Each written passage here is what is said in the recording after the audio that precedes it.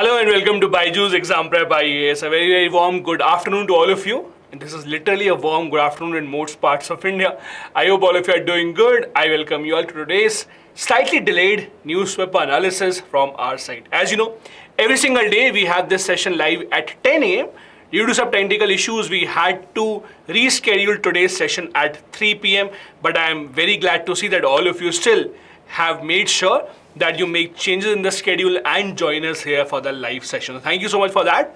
Also, just a clarification, from tomorrow we'll go back to our original time of 10 a.m. This is just an arrangement for today because we had some technical issues in the morning. Before we go ahead and see what are the articles we want to discuss from the Hindu newspaper today, there are a few very important announcements for all of you here. I hope all of you have been attending the Target Prelims 2023 series. If not, please make sure that you do attend these sessions. These are extremely helpful. All those who have been attending these sessions are being helped with revision and with clarification of topics on Indian economics. Today will be the fourth session and the last session for Indian economy. As you know, the sessions are being held live from 7:30 till 9:30 p.m. Don't forget to join us for that. This is the schedule which you know already. Today is the last session for Indian economy. From tomorrow, Indian polity will start. Then we'll have environment and ecology, science and tech, international relations, government schemes, etc. Also, I hope all of you have also been attending the All India Prelims 2023 Open Mock Test. These are full-length open mock tests open to each and every one of the aspirants across the entire country. Please make sure that you do attend this test as well. This will be held on Sunday, 30th of April, 9:30 a.m. All that you have to do is register yourself by clicking on the link given in the description of the video. And please make sure that you take these tests not just to check how prepared you are, but also to see your strengths, your weaknesses, what exactly is it that you have to focus on in your preparation. You'll also get your ranking so that you can see where do you stand amongst other candidates. Now, let's come back and see what are the important topics that we have taken up from the Hindu newspaper today. First, we'll be starting our discussion with the virtual digital assets, about which the government of India recently had made a policy. As you would know, it is about a month or a month and a half back that the government of India decided that even the virtual digital assets will be under the definition of PMLA. That is a Prevention of Money Laundering Act. We'll be discussing what that is, the significance of such a decision by the government, what is PMLA, etc. Then we'll be discussing about Rajasthan government's initiative to introduce a new bill about gig workers. What are gig workers? What exactly is the issue with the gig workers? What is it that the Rajasthan government is trying to do? The third topic we'll be taking up is about India's nuclear liability law, because of which a lot of nuclear projects in India, nuclear power plants specifically, are being delayed year after year. Then we'll be discussing some topics on the prelims examination point of view. First, Supreme Court has modified its order on the ESZ, that is eco-sensitive zones. How broad these zones have to be, the Supreme Court had earlier given an order. Now they have changed those orders. Then the Prime Minister just made a speech yesterday where he talked about the shared history between Saurashtra and Tamil Nadu. We'll be discussing about that. Who are the famous personalities that the Prime Minister of India mentioned in his speech? And in the end, we'll be discussing about the new medical devices policy that the cabinet has given an approval to. So all these are the topics that we have taken up for today's discussion. Without waiting any further, let's begin with the first one. So the first topic that we have is about virtual digital assets. Now, what exactly are these? In the past few years, you would have seen a lot of talk about cryptocurrencies. Then there are NFTs. All these are buzzwords that have become extremely famous in the past few years. Now, what has happened is, although these technologies are based on new state-of-the-art technology, blockchain technology, for example, is at the bottom of all the cryptocurrencies. However, the problem is, in all these technologies, there are certain issues. They have also been used for black money preservation. Many of them have been used by hackers as you would have seen in the past few months, many hackers have attacked government websites and they have demanded ransom in the form of cryptocurrency. Similarly, the governments around the world, including the Indian government, is worried that people may use NFTs, cryptocurrency, to hide their black money, and the government does not want that. Because the government does not want all this black money, all this corrupt money to be used in cryptocurrencies or to be used in NFTs, what the government wants to do is government wants to ensure that this kind of transaction is also a part of a strict law. That is why all these have been included in PMLA. That is the Prevention of Money Laundering Act. This is what the article is all about. The author here is saying that in March, that is just last month, the Finance Ministry had released a notification under which Prevention of Money Laundering Act, that is PMLA, would include virtual digital assets, different types of other currencies, etc. If you remember, just a few days back in the CNA, remember we had discussed about a law that European Parliament has just recently made for cryptocurrency regulation. Remember that? Can you please remind me what was the name of the law? Let me see how many of you even remember the name. What was the name of the law we just discussed a few days back that European Parliament has passed? Yes, perfect. The law was MICA. This was a law that the EU Parliament had passed about regulating cryptocurrency. So different countries around the world are using different methods to regulate cryptocurrency. Now when you say regulate, that simply means to keep an eye on the cryptocurrency. To keep an eye who is buying how much, from where exactly are people getting the money, is black money being used to buy all of this. The government of India so far has not made a very strict policy on cryptocurrency, but at least we are bringing it under the PMLA. Now, what is the significance of bringing it under PMLA? What do we mean by this? PMLA, as you know, as the name suggests, is a law by the government of India to prevent money laundering. It is under the PMLA Act that ED has a lot of powers. You all read about ED, that is the Enforcement Directorate, going ahead and catching some people, going ahead and raiding certain places. ED, that is Enforcement Directorate, gets all its powers from the PMLA, Prevention of Money Laundering Act. Money laundering in simple terms means when you acquire some money illegally without disclosing the source of that money and then you try to buy something legal from that money, that will be called money laundering. So now, if you are dealing in cryptocurrency, if you are dealing in NFT, for example, and you are using black money to buy that cryptocurrency, if you are using money that is unaccounted for to buy that cryptocurrency, now ED can also come after you. That is the logic of including these virtual digital assets in the PMLA Act. As you know, these rules already apply to the banks, etc. The banks, wherever you go to a bank, whenever you want to open up a bank account or any transaction, the bank always does KYC. You all know what KYC is, right? KYC stands for Know Your Customer. So when you go to a bank, all the banks ask you for a lot of paperwork, Aadhaar, PAN card, your mark sheet, etc., so that they can get all the details about you. On the other hand, when you go to these cryptocurrency platforms, all these apps where you can buy cryptocurrency, NFTs, earlier, they did not used to ask for any documentation. You could just give your email ID, phone number, and your account would be opened up. Now, the government is saying this will not be allowed. The government has now said that all these apps where you can buy cryptocurrency, where you can trade cryptocurrency, they also have to ensure KYC norms, the same as it happens with the bank. Now, this is a good step ahead because with this, banks and these cryptocurrency platform will be at equal stature. Right now, for example, crypto transactions are taxed at 30% in India. there's a 30% tax on crypto transactions. So you buy, sell cryptocurrency. If you make gains from that, 30% of that will be taken by the government.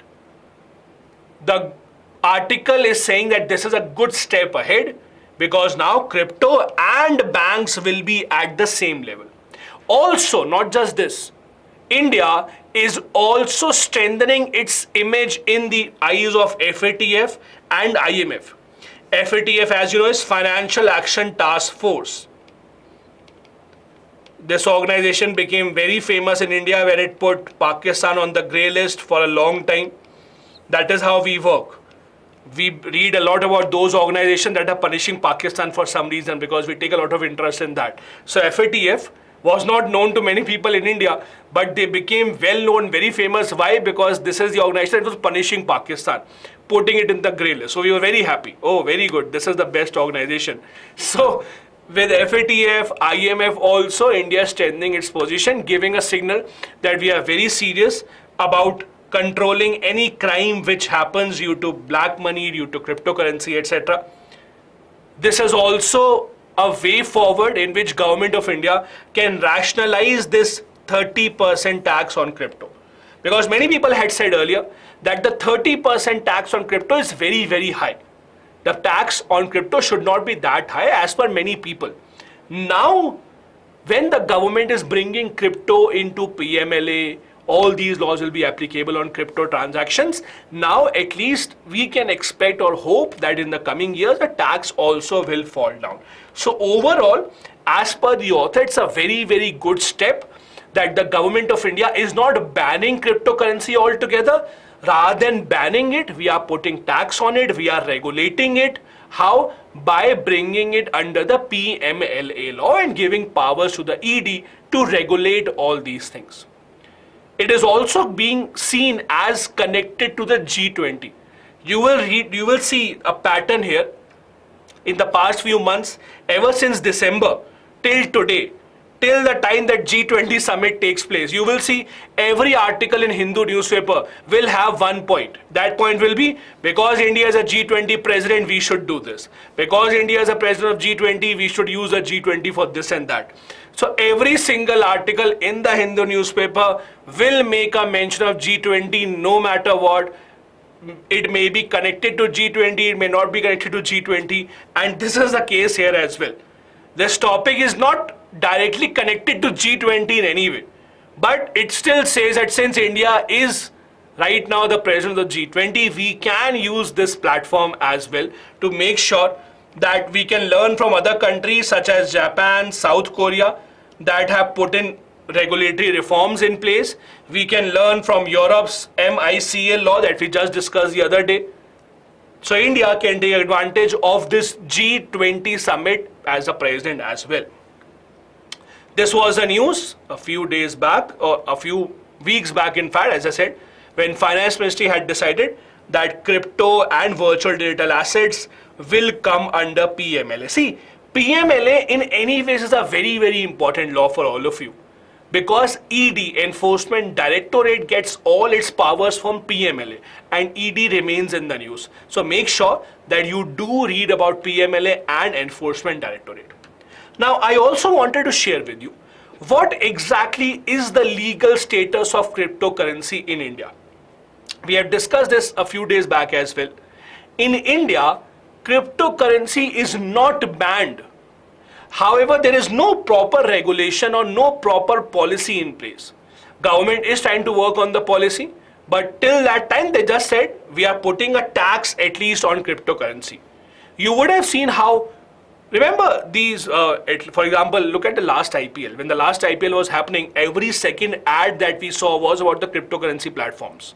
You can buy cryptocurrency from here, you can buy cryptocurrency from this app, that app. But now all those ads have somehow become invisible. All these ads have gone. Why? First, the value in cryptocurrency has come down considerably. There have been many other disastrous frauds as well in cryptocurrency that have come up, the FTX, the Binance, etc. India right now is opting for a policy of wait and watch. We are waiting and seeing how the other countries in the world react to cryptocurrency. We have a 30% tax on the gains made from cryptocurrency. As you know, it was in July 2022 that we also introduced 1% tax deducted at source. Tax deducted at source means those who are working, those who have a job, you know what TDS is. If you are not working, TDS basically, let me give you an example. Let's say that you bought some cryptocurrency from a platform, that app. Let's say that app is called ABC. Now what happens is, if you sell this cryptocurrency on the platform and the profit that you get is 1,000 rupees, then government is saying the app itself should deduct 1% tax, 1% TDS, and only give you remaining 99%.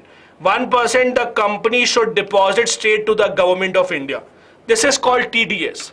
So TDS is tax deducted at source. For example, when you get a salary, your company, your organization, wherever you are working, they automatically deduct your tax and they give you the remaining salary.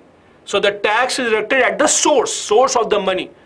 The company will deposit this money straight to the government. This is called TDS. Government likes TDS because it is easier for the government to keep a track of money, who is using how much money, where the government is, where the money is going. There is one more very important thing I would like to share with you. In this article, there is a mention of a government body called FIU. If you read this article, it talks about FIU. What is FIU?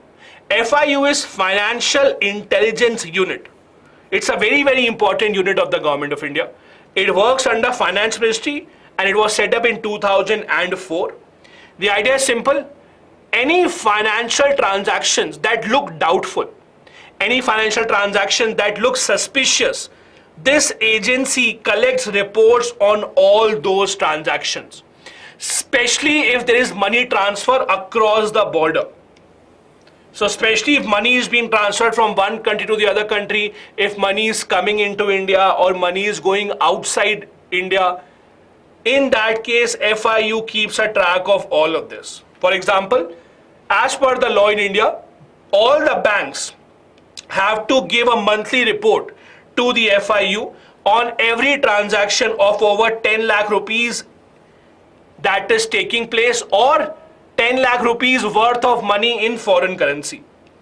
So all transactions of 10 lakh, more than 10 lakh, have to be reported by the banks to the FIU, Financial Intelligence Unit.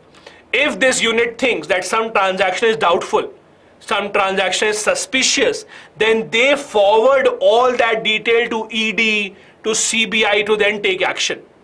So FIU, Financial Intelligence Unit, doesn't do any of its own investigation. They just look at the reports. If they find something suspicious, they will forward the report to the ED, to CBI to take action. This is the job that they do. And this was our first article. Let me quickly take up a few comments from your end before we go ahead. Abhishek is saying, what is Hawala? Why is it considered as illegal method? So Hawala is illegal because it is against the law. It's transfer of money from one place to other without paying any taxes. I'll give you a very simple example. Let's say you want to give 100 crore rupees to someone sitting in Australia. Okay. Now, if you have to give someone 100 crore rupees to someone sitting in Australia, you can't just, if you transfer money, then you'll have to tell the banks, the government, from where did you get all that money. This is where Hawala comes into picture. So Hawala would be, you give 100 crore in cash to a Hawala agent in India. He will take the responsibility to transfer that money to your friend in Australia. He will take some fee. That is called Hawala transaction. Obviously, it is black money, unaccounted for, so all that is illegal.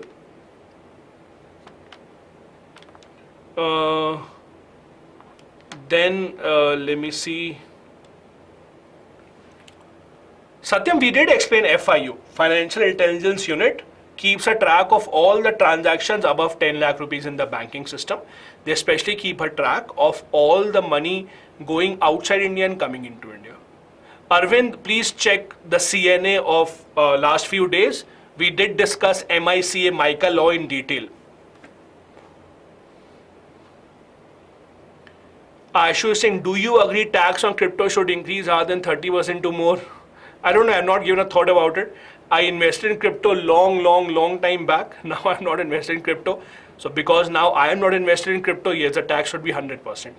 But okay, to be honest, I don't know. See, the logic is simple. When the government wants to discourage people from going ahead and taking part in a certain activity, then the government obviously would increase the tax. So 30% tax is an indication that the government does not want people to engage in crypto.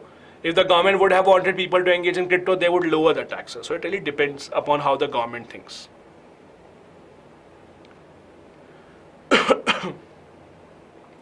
Nikki is saying, how can ED know the crypto transactions as crypto works on the dark web? Crypto does not work on the dark web. It's a misconception. So basically, ED will keep a track of the platforms where the crypto is being sold or not. For example, all these ads that you see, Coinbase, Coin something, Wazir, all these apps, they are the ones that will be taken into consideration. Okay. If currently not a single authority regulates cryptocurrency, how ED can regulate? Yeah, that is what I was saying. ED will not regulate transfer of crypto. ED, basically, where it comes into picture is, let's say there are 10 companies in India which are allowing people to trade in crypto, buy or sell crypto. The government is asking those agencies, those apps, that we will ask you for your reports and you cannot hide any data from us. If they hide the data and government comes through, then the government will punish them. That is the idea of the government, that regulate this via those apps who are acting as trading platforms. This is the idea. Yes, Dimankar, it will be sufficient. Balji is saying, why separate TDS when 30% is going to the government only? So Balji, the idea of the TDS is simple. When the government puts TDS, it is easier for the government to track that transaction. Because rather than government running after every single person, that you did not pay your tax, you did not pay your tax, it is easier for the government to track the company. So governments always want TDS as a better source of taxes. This is what the idea is. For example, that is why your salary also, when you get your salary, it is already deducted, the tax is already deducted from that. As simple as that. Okay, perfect. Let's move ahead then. The second article that we have here is about what is happening in Rajasthan. A few days back, in fact, a few weeks back, we had discussed about how Rajasthan government is in the news for introducing a law about right to health. Remember? Now, there is one other law in Rajasthan that is making a lot of news. That law is about gig workers. Now, I'm sure all of you know what are gig workers, who are gig workers. If you don't know who are gig workers, the simple idea is, when you order food, let's say from Swiggy, Zomato, or when you, let's say, call Uber cab or Ola cabs, these workers who are working as drivers in Uber or Ola, or these delivery boys who are working for these companies, they are not permanent employees of the organization. They get work, or they work on a commission basis. For example, they would get paid on every order. For example, Swiggy delivery guys would be told that 25 rupees per order is your commission. Similarly, with the drivers, it is the same case. What is the problem with that? The problem with being a gig worker is you do not have a lot of rights. I'll give you a simple example. So I work at BYJU'S. Now, let's assume, or I hope nothing happened, but let's say tomorrow if I fall ill and if I have to take an off, okay, let's say if I have to take an off tomorrow for a week or 10 days or whatever, then I do get certain paid leaves from my company. I do get certain advantage. It's not that if one single day I don't come, my salary will not be paid. I will be paid because there are certain rights that I have. There are certain paid leaves that I get. There are certain other advantages that you get as a permanent worker. You get medical insurance, health insurance, etc. The gig workers don't have that. For example, if you're a delivery boy for Swiggy or delivery girl for Swiggy or Zomato and you fall ill, today if you are not being able to go to deliver the food, you will not get paid for that day, as simple as that. This is the problem with gig workers. So first, they don't have those rights, those advantages that a permanent employee would have, first. Second, on the other hand, they do have certain advantages as well. The big advantage, for example, is it is a very good opportunity for those who don't want to give 8 to 10 hours to a job. For example, I am a working professional or I just want to do some part-time job. Or let's assume that I am studying, I only want to work for 3-4 hours a day. For those kind of professionals, these jobs give a great opportunity that you can just go on and work for 3-4 hours whenever you want, come back and earn a side income. So many people have used this as a side income as well. However, if you look at, let's say there are 100 people who are working for delivery agents, etc. Very few of them are part-time who are doing this as a part-time job. Most of them are doing it as a full-time job only. And this is where the problem starts. Because these are working as full-time employees, they deserve certain rights. They are not getting all those rights. For example, every few months you see this news that Swiggy has reduced the commission that they pay for delivery. Uber, Ola have reduced the commission that they used to pay. Do you remember, and I don't know how many of you know this or not, a few years back when Uber, Ola first started in India, you would have seen how there were many people or many drivers who were working in Uber. They made a lot of money all of a sudden, because when the company was first starting in, they used to pay a lot of commission to drivers for every single thing. Because of that, so many people got interested that many people left their jobs and became drivers in Uber and Ola. What happened when all of these became drivers in Uber and Ola, the number of drivers increased, automatically the company would have to cut down on the commission, on the losses. In the past few years, these companies have started cutting down on the salary, not the salary, but the commission. They have started coming down on the incentives that were given. And now all of a sudden you see the Ola, Uber drivers not being as happy as they used to be. The problem is because they are not permanent employees, they can't really raise their voice. They don't have much of rights. This is where government of Rajasthan is introducing a bill. So government of Rajasthan is introducing a bill under which what will happen? There will be some protection given to the gig workers. Gig workers will be given certain protection in the form of insurance, social benefits, etc. This is the idea of the Rajasthan government. The name of the law is Rajasthan Platform-Based Gig Workers Bill of 2023. Under this law, a welfare board will be set up to hear the complaints of gig workers, what exactly are the issues that they are facing, what are the issues in terms of the fees not being given to them. Similar kind of laws have been made in some other countries, because gig economy is not only happening in India. You look at around the world, gig economy has been a moving trend in many countries around the world. For example, Malaysia and Thailand also have passed similar kind of laws to ensure health and accident benefits, social security benefits, etc. to these workers. And India also, through the Rajasthan government, is moving in that direction. If you remember a few years back, the government of India had revamped the labor codes. Did you read about this? A few years back, the government of India decided that the labor codes that exist in India, the old labor codes, they had to be codified again. There were some changes that were made. Even in the labor codes, gig workers were included. But the problem here is the labor codes, etc. are not really implemented that strictly. So Rajasthan government coming up with this law is a step in the correct direction.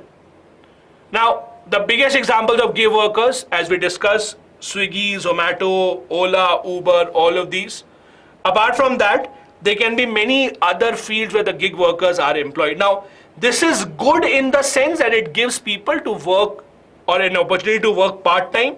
But on the other hand, it is also bad because there is no job security. It is also good because many other people who don't have a lot of skills, who don't have great educational background, they can also still work as a gig worker. So these are the benefits. It creates a lot of jobs. It gives more flexibility, more freedom wherever you want to work. It also has a downside to it. See, in a country like India, the problem is there will always be more supply of workers than demand. There will always be the case. The supply in India will always be more. For example, you would have seen that, let's say, if I want to offer a job and I am willing to pay 500 rupees per day for the job. Just imagine this. Just take an example. I want to do a job. I want to give a job to people and I'm willing to pay 500 rupees per day. I can guarantee there will be 10 people who will come and say, give us the job, we will only take 450 rupees, give us the job. When I give them the job, 10 other people will come and say, okay, I will only take 400 rupees, please give me the job. Then some other person will say, please give me 300 rupees, I will do the same job. Because in India, the supply is more than the demand when it comes to workers. That is why the prices will not go up. That is the issue. This is why you will see that at the end of the day, it is very, very difficult to get rid of poverty, because the person who is working at the lowest level is facing a lot of competition from amongst their own community. They should rather come together and decide that this is the minimum level of income that we should get. But that doesn't happen because everyone has family members to feed. Government has not regulated it for now. Yes, it is the Rajasthan government's initiative. We have to see whether or not it actually results in something good or not. Very recently, Niti Aayog also published a report. The name of the report was India's Booming Gig and Platform Economy. In this report, the Niti Aayog gave numbers about how many gig workers are being employed in different sectors of the economy. Retail and trade has a maximum, over 26 lakh gig workers, and transportation, finance, insurance, etc. All of these employ a lot of gig workers. This is the Niti Aayog report that you can also quote in the mains examination if you want to. This brings us to the end of the second topic.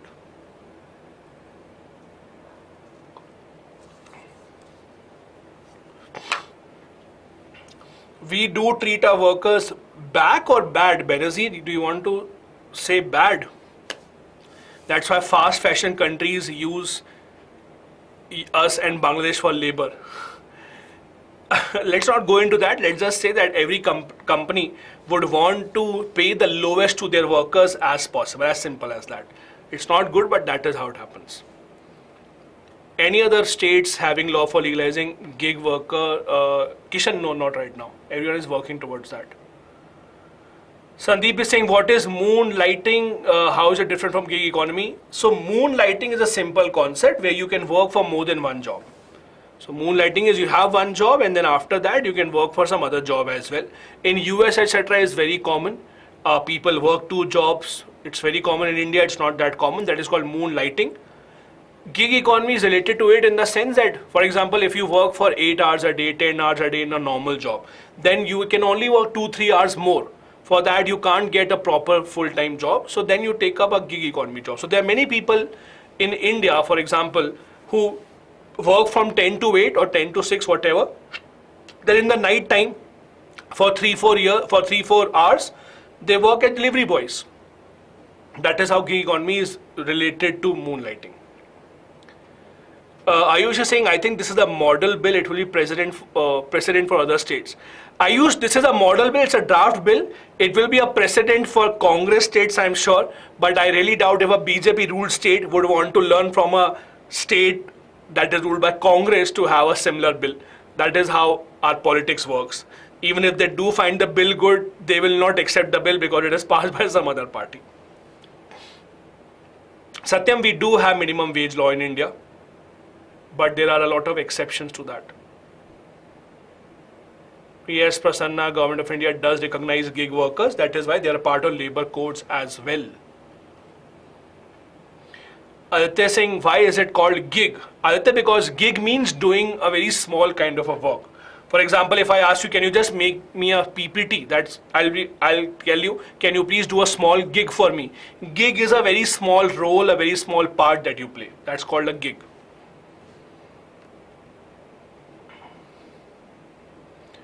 Jairaj, yes, you can ask, yes, you can consider freelancers as a part of the gig economy. Sandeep, it depends on company to company. Some companies do object to moonlighting, some companies don't object to moonlighting. It depends upon them. Okay, there are a lot of people asking about gig versus freelancer. See, when you are a gig worker, it is not essential that you are working for more than one company. It's kind of a freelancing job, but most of the gig workers in India are working for that company only. Let's say if they are Swiggy delivery boys and they are working for Swiggy only in almost as long or almost as many hours as a permanent employee would do. Freelancers mostly are those that work for multiple companies at one point of time. So yes, you can say that they are similar, but in India, not really. Okay, I'll take one or two more. Kishan is saying, can any company voluntarily fire gig working or gig workers, if you mean to say? They can, it depends on the company policy, but mostly they can.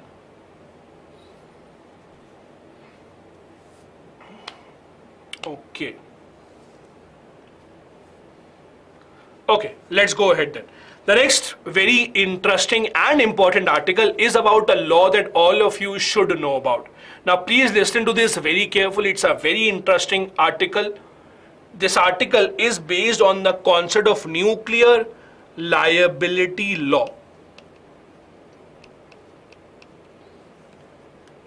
Please listen to this very, very patiently because this is important. Now the idea is simple. The government of India, when we invite any foreign company to set up a nuclear power plant in India, before we finalize a contract, we always talk about nuclear liability law. What does it mean? The idea is simple.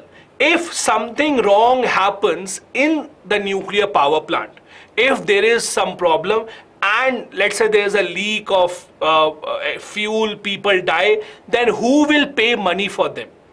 This is the simple idea of nuclear liability law. Means who will be liable to pay for the damages in case something goes wrong.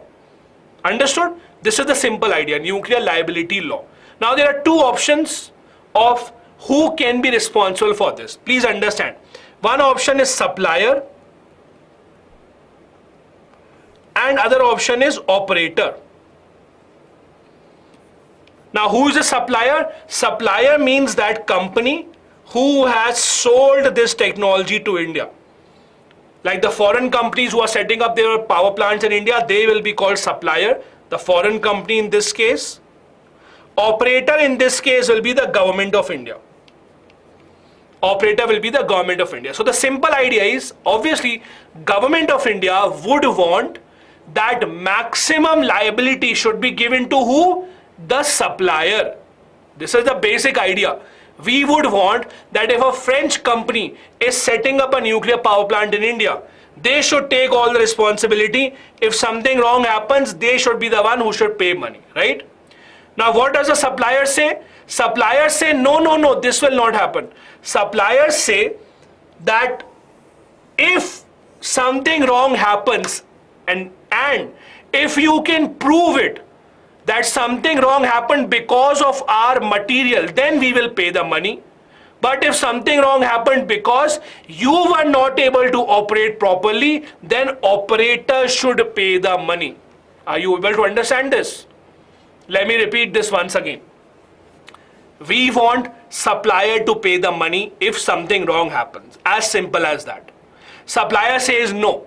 Supplier says we will only pay money if you can prove that something wrong happened because of the supply that we did. Otherwise, if the problem was because of the operations, then the government of India should look into the money. We will not pay it. This is the biggest problem because of which most of the nuclear power plants in India are delayed. This article is about the Jaitapur nuclear power plant.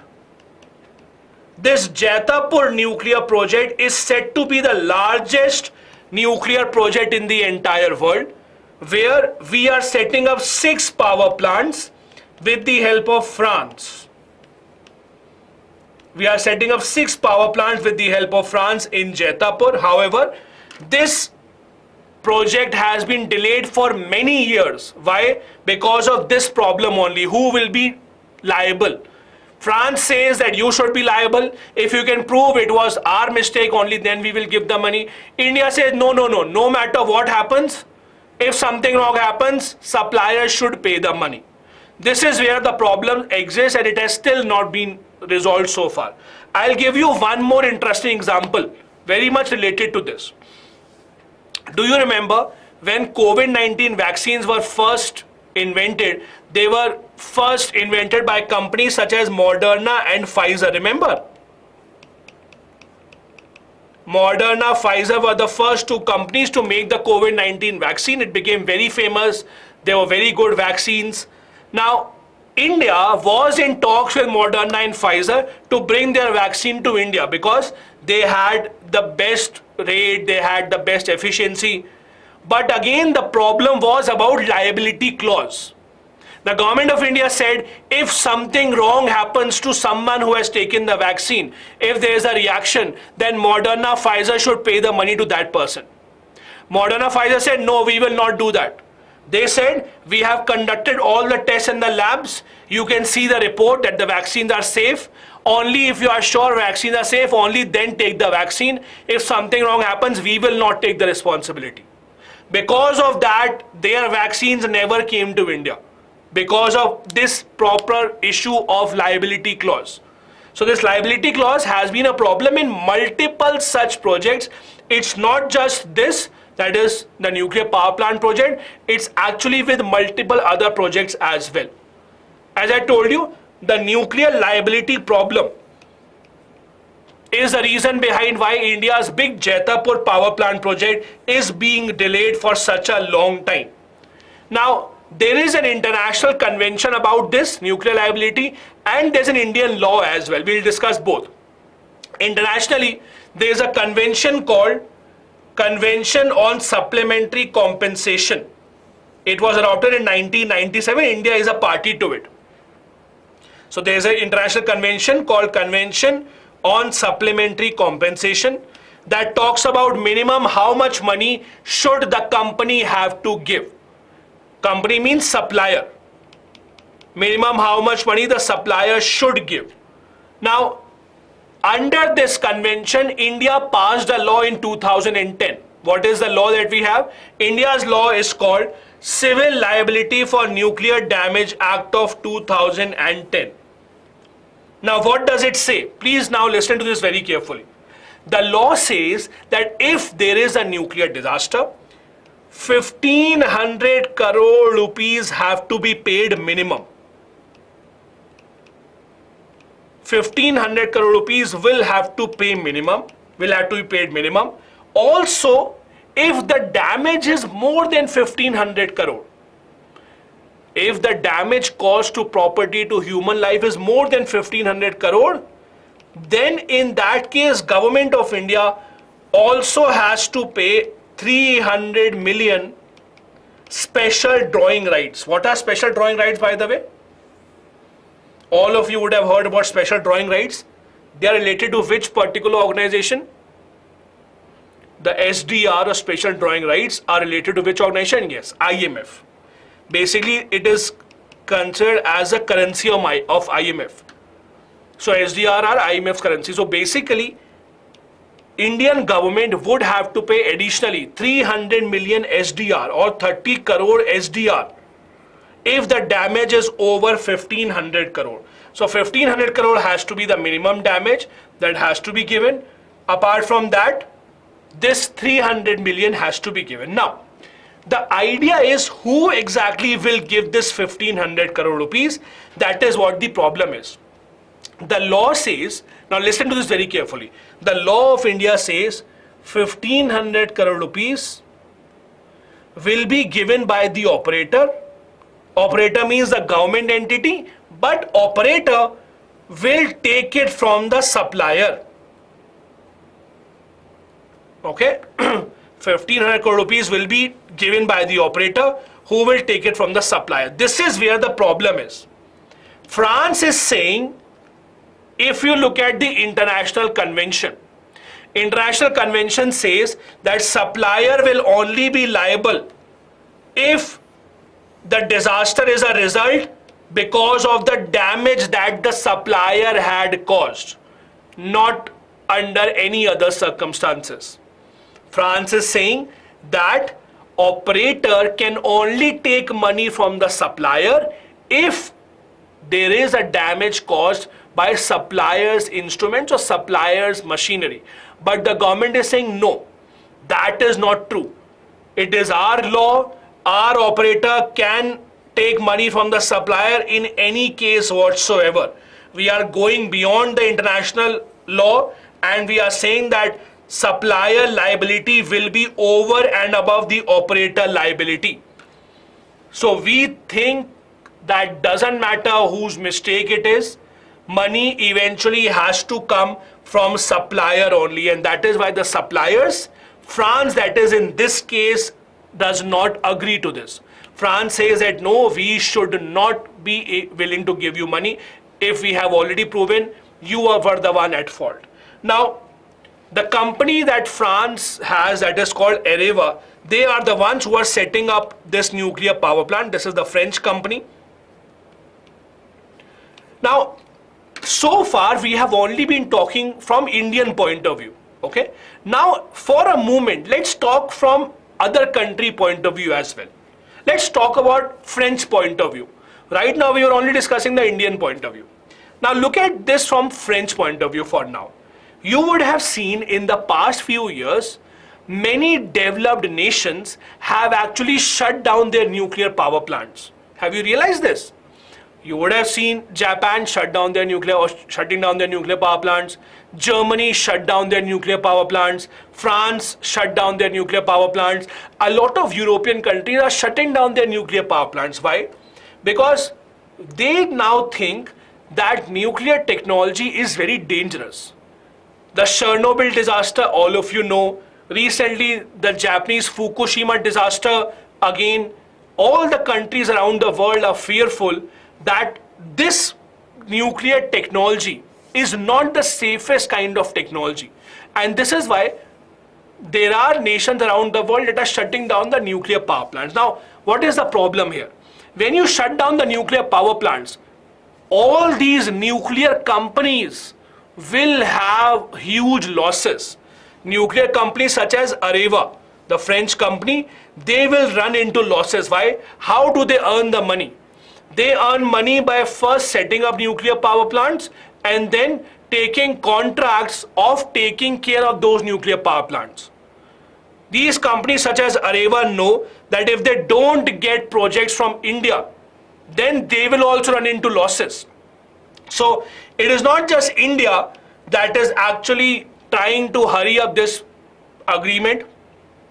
It is in the interest of the Western countries, the nuclear companies as well.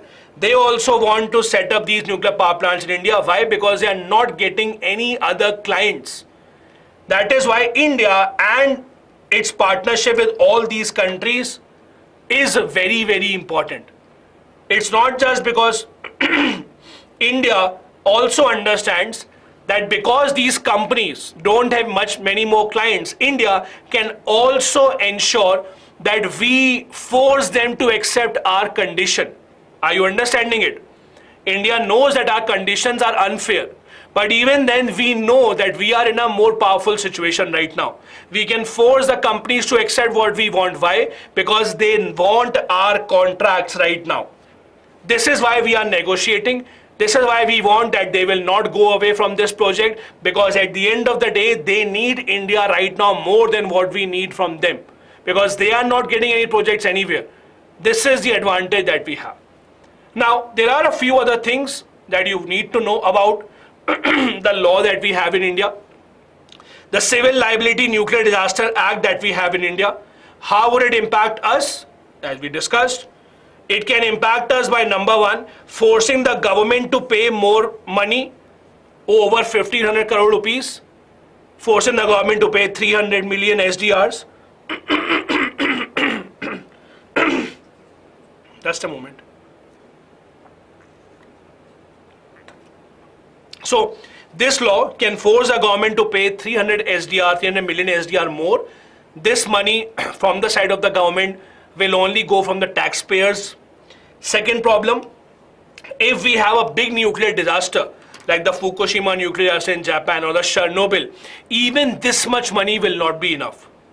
That is the other problem. Even this much money will just not be enough if there is a real nuclear disaster. That is why we should have even more money kept in case there is something wrong that happens. Not just this, as we discussed, the operator has to ensure that the money that is given within a specific time frame. This again makes a problem. That operator, that is the government of India's authority, they will transfer money, but what if the supplier is not transferring the money to them? That also remains a problem. Apart from this, the law also says that Indian victims cannot go to a foreign court. Indian victims can only sue or can only take action against the companies in the Indian courts. Even a few years back, there were cases going on about the Bhopal gas tragedy. The Bhopal gas tragedy case where the victims have been demanding more compensation from the Union Carbide, but they refused to pay more compensation. In fact, all the officials of the Union Carbide company basically went away from India without the government having the power to stop them. And that is why the government of India has made this law much more strict as compared to what we used to have earlier. This was the second important article, or third important article rather, that we had for you from the mains point of view. We will now go on to the prelims point of view. Before that, let me quickly take up a few comments. No, Rohan, Bhopal gas tragedy law will not be applicable here. I used 300 million SDR, 1500 crore rupees and 300 million SDR, special drawing rights. So you convert that into rupees, that will be close to 2200 crore rupees.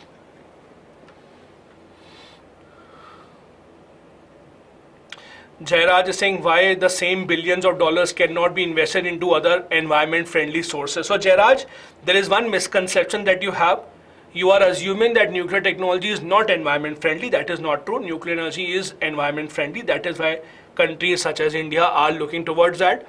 Also, the problem with other kinds of other kinds of technology such as solar, wind, etc. is you are dependent on the environment for that. Nuclear energy, you can set up a nuclear power plant wherever you want. That is a bigger advantage that you have. Satyam, SDR will be paid to those who are impacted by the nuclear disaster. So if there's a nuclear disaster, if some people lose their life or livelihood, they will be given compensation by the government.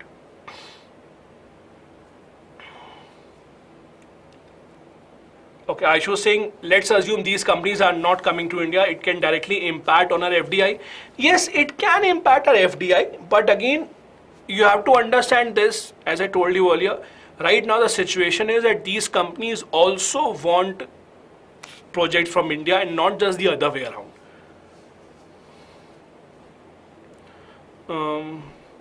Yes, Gerard. See, again, if you are saying nuclear is more dangerous, I accept that. But your earlier question was, why not invest in more environment friendly? Then that's a different thing altogether. Okay, I'll take one last question. Sandeep is saying, why would that solution to this clash between, what would be the solution? See, the solution is always there are negotiations. Some sides which negotiate harder get more points as compared to the others. So we have to see what is the solution. Teja is saying, why don't we indigenously build a nuclear power plant? Teja, why don't you indigenously build a car in your house? Why don't I indigenously build a laptop in my own home? Because it is not that easy. As simple as that. Okay, let's move ahead then. Let's go to some of the topics from the prelims point of view that you should also remember. First one, the Supreme Court has modified its order on the ESZ, that is eco-sensitive zones. Eco-sensitive zones. So basically what happened was last year, June 2022, Supreme Court had given an order. The order was that eco-sensitive zones, that is, they had said in 1 kilometer radius around any national park, any forest or any wildlife sanctuary, there cannot be any activity. Supreme Court had said last year within 1 kilometer of any national park, protected forest, wildlife sanctuary, there cannot be any activity. Now there were a lot of protests against this because there were many communities that were living nearby this area. They had said their livelihood is being impacted. 1 kilometer area is too much. Supreme Court has now said, okay, we are taking back the order. Now we will decide it on a case-by-case basis. The government, in fact, can decide it on a case-by-case basis. They said that, okay, 1 kilometer order, we are taking it back. Even in that 1 kilometer area now, you can have certain activities, although you cannot have mining, etc. in 1 kilometer area still, but at least in that 1 kilometer buffer zone, you can have certain other activities. Because the Supreme Court is saying now that limit should be area specific. Not every wildlife sanctuary, not every national park is so sensitive that you have to ensure that 1 kilometer range remains as the buffer zone. It can be on a case-by-case basis. This is the important news. Now, what are eco-sensitive zones? Eco-sensitive zones basically are those areas which are notified by Ministry of Environment, Forest and Climate Change around protected areas like wildlife sanctuaries and national parks. The idea is that between the general population where people live and these protected areas, there should be some buffer zone as such. Buffer zone where no activities take place. The problem is, in a country like India, when you have such a huge population and you have such a big population pressure, people are connected to the forest for their livelihood. How can you assume that in 1 kilometer area there should not be anything? A lot of communities actually depend on that area nearby the forest and they need it for their livelihood opportunities. That is why the government of India, the Supreme Court specifically, has taken it back. Now, as per the Wildlife Conservation Strategy of 2022, eco-sensitive zones can go up to 10 kilometers depending upon which area we are talking about.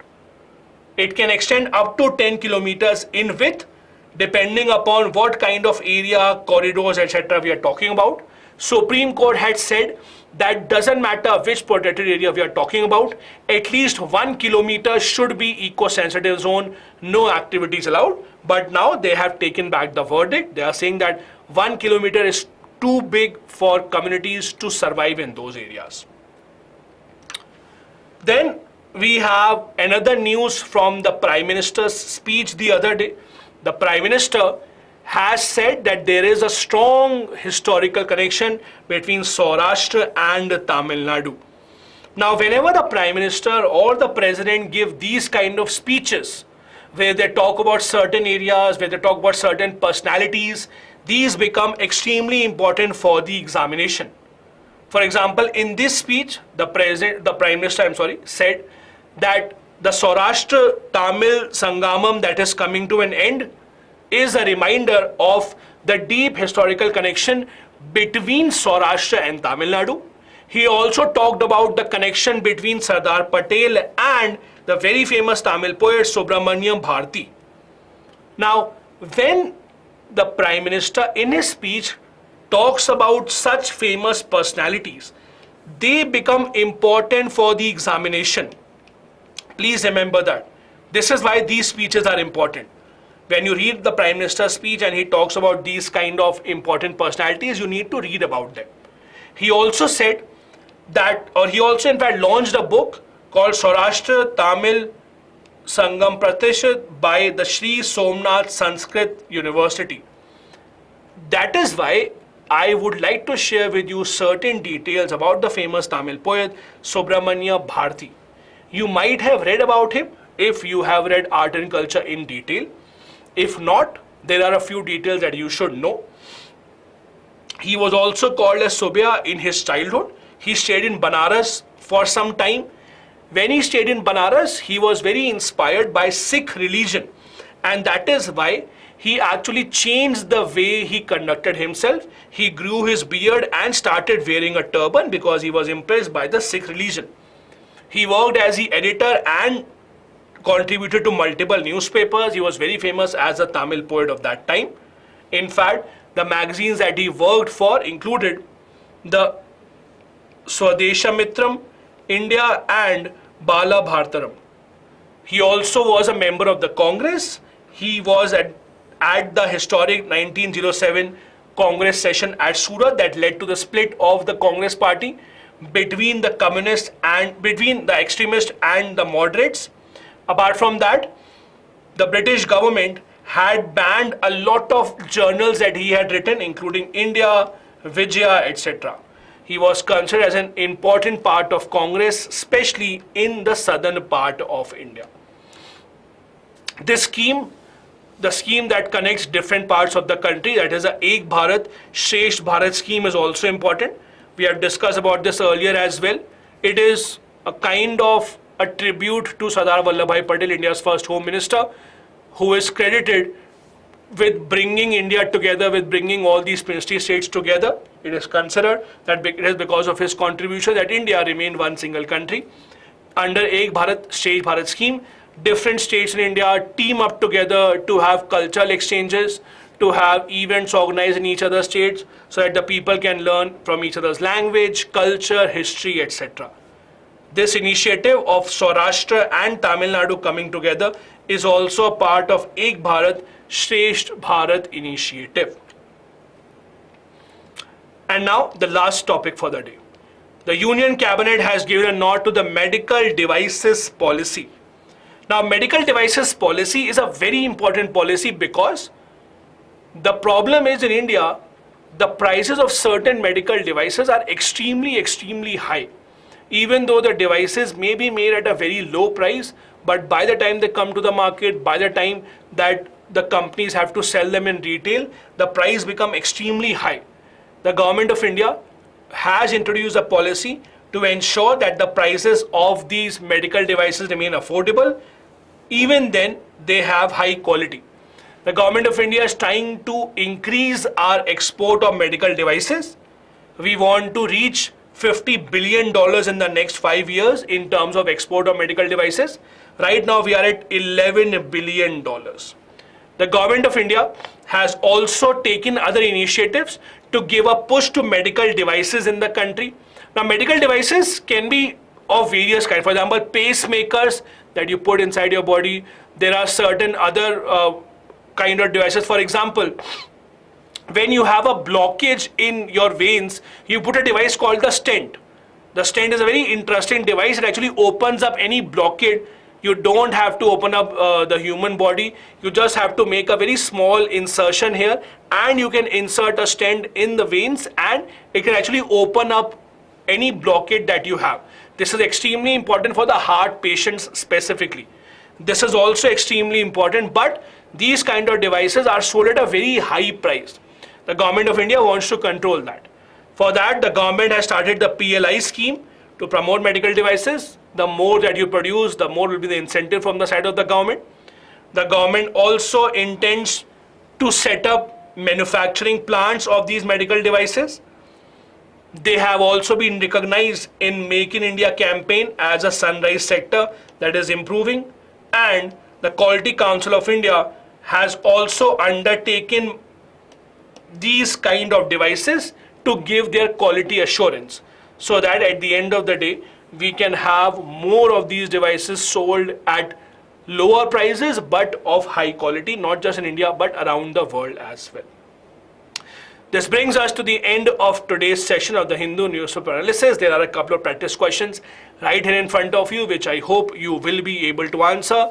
As we discussed earlier, we had a technical issue in the morning, and that is why we took this session at 3 p.m. The usual time of 10 a.m. shall remain, but I'm very glad to see that you came in at 3 p.m. also, took out time and not just stayed there at 10 a.m. Thank you so much for joining in. I hope all of you do take part in the All India Prelims Test Series, the full length test on the 30th of April. Do make sure that you take part in that so that you get your All India rank and you see your score as well. Thank you so much. Have a good day ahead. Bye-bye. Jai Hind.